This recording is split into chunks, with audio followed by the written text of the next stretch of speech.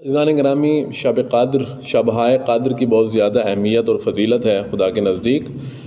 سورہ قدر میں اللہ رب العزت بھی ارشاد فرما رہا ہے، بسم اللہ الرحمن الرحیم، انا انزلناہ فی لیلۃ القدر، ہم نے بتحقیق قرآن مجید کو لیلۃ القدر کی رات میں نازل فرمایا۔ ما ادراک ما لیلۃ القدر، اور آپ کو کیا پتہ، آپ درک نہیں کر سکتے ہو لیلۃ القدر کو۔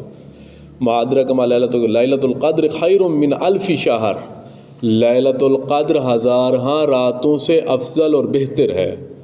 لیلۃ القدر کئی راتوں سے بہتر ہے۔ لیلۃ القدر 19، 21 اور 23 شیعہ نے حیدر قرار مذہب جعفریہ کے مطابق، کیونکہ طاق راتوں میں بولا گیا ہے، آخری ایام میں طاق راتوں میں لیلۃ القدر، جو کہ روایات سے آتی ہیں 19، 21 اور 23 ماہ مبارک رمضان کو اعمال کیے جاتے ہیں۔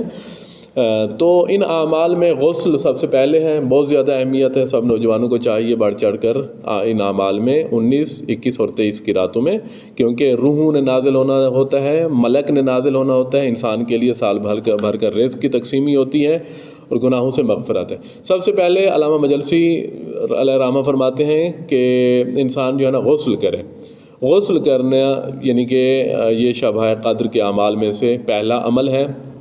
غروب آفتاب کے نزدیک غسل کر لیا جائے، یعنی کہ جو ابھی 18 ماہ رمضان کو غروب آفتاب سے پہلے انسان غسل کر لے، تاکہ اس کا جو ہے اعمال میں سے پہلا عمل بجا لایا جائے۔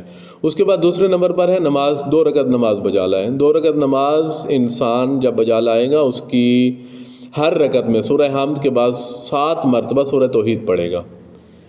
دونوں رکعتوں میں سورہ حمد کے بعد 7 مرتبہ سورہ توحید پڑھے گا۔ باقی طریقہ وہی ہے جو صبح کی نماز کا ہے، اور اس کے بعد 70 مرتبہ انسان کہے گا 2 رکعت نماز پڑھنے کے بعد انسان کہے گا استغفر اللہ ربی واتوب الیہ۔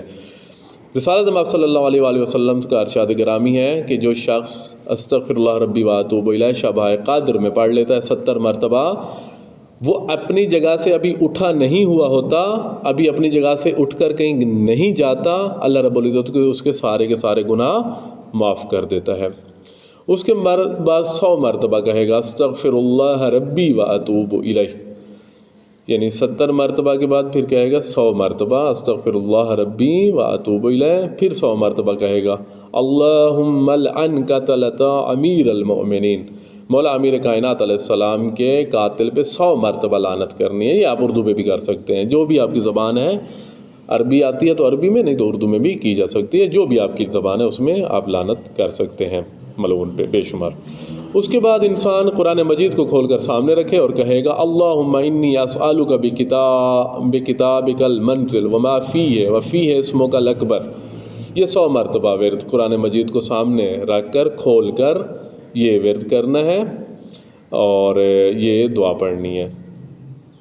اور اسی طرح قرآن مجید کو سر پہ رکھ کر انسان جو ہے اپنی حاجت بھی طلب کرے گا، اور 100 مرتبہ اللہم بحق ھذا القرآن و بحق من ارسلتہ بہ و بحق کل مؤمن مدحتہ فی، یہ بھی 100 مرتبہ ذکر پڑے گا، اور یہ ایک طولانی دعا ہے۔ اور اس کے بعد باقی بھی احکامات ہیں، لیکن جو اس شب قدر میں جو زیادہ مہم اور عموماً کیے جاتے ہیں یہ ہیں۔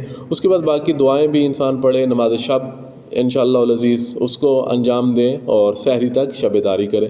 یہ لیلۃ القدر کے اعمال میں سے ہیں جو کہ صاحبان کی خدمت میں پیش کر دیے۔